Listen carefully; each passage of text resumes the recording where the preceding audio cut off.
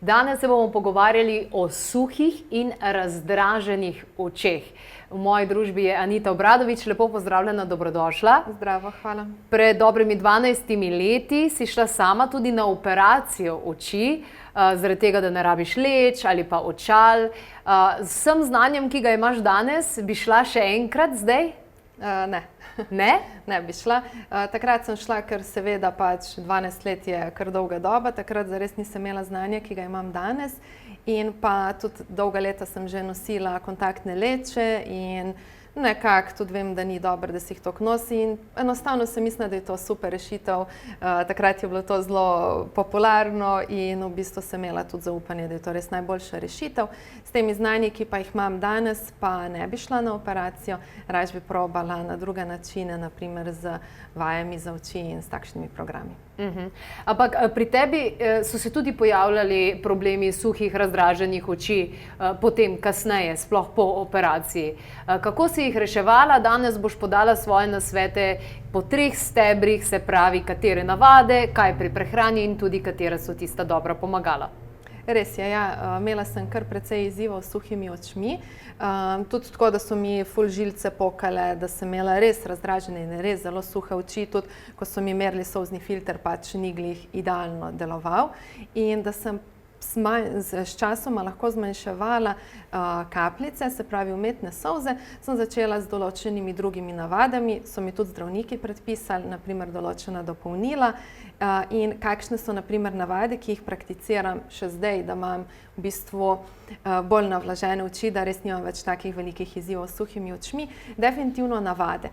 Naprimer, super je že zjutraj, ko se zbudimo, pa seveda, ko naredimo osnovno jutranjo higieno in tako, da gremo čim prej malo ven.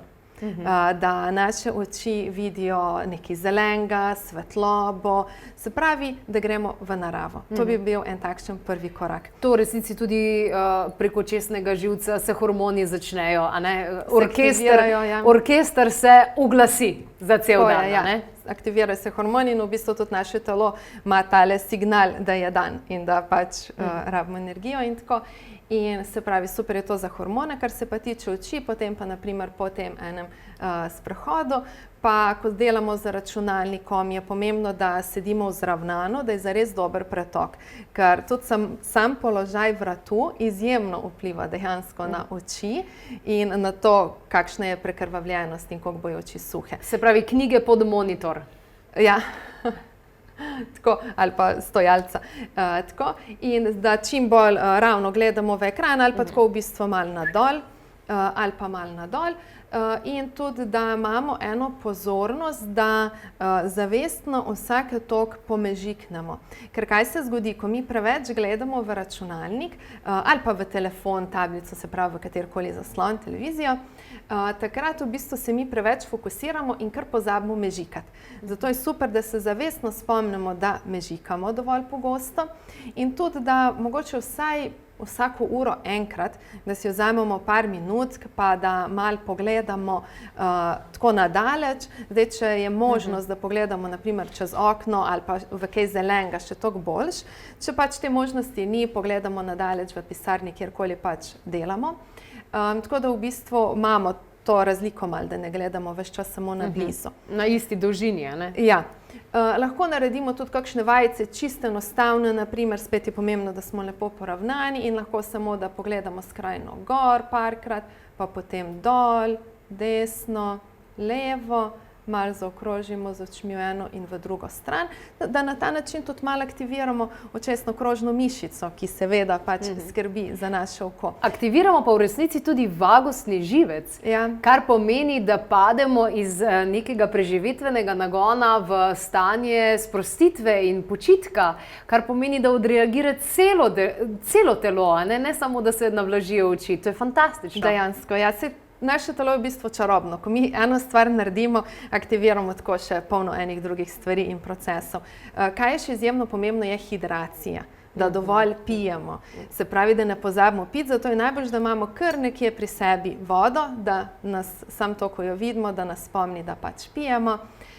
Pri prehrani bi rekla, da je pomembno, da jemo dovolj zelenega, se pravi zelena solata, zeleni radič, špinača, čemaž, blitva, brokoli, ohrovt.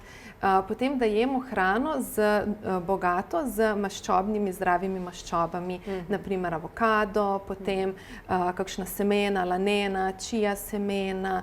Pomembno je, da jemo citruse, limone, grenivke, pomaranče, jagodičevje je tudi super, borovnice, jagode.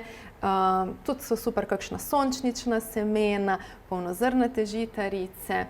In pa pomembno je pa tudi, da dodamo kakšne dodatke, ker spet težko vsega res pojemo toliko, da bo vse optimalen vnos. Je na prvem mestu omega-3? Ja, Je, definitivno omega-3. Potem bi dodala še C-vitamin in pa ekozelenje. Ker če se trudimo, da še toliko zelenega pojemo, vsega verjetno malo premalo, pa je super, da še to dodamo. Evo, odlično. Pa še lučka se nam je tlele ugasnila, ne? Tudi zanimivo v povezavi z fotobiomodulacijo. Ekozelenje, kaj, zaradi klorofila? Ja, zaradi klorofila, ker v bistvu to spet hrani naše celice in samim tem tudi naše oči. In tudi na splošno oči so povezane z jetri in to je zelena barva. In tudi na ta način spet, ko smo malo prej rekli, ko eno stvar aktiviramo zares več procesov v nas. Odlično. Evo, za suhe in razdražene oči sledite vsem tem napotkom, ki jih je danes posredovala skupaj s svojo zgodbo Anita Obradović.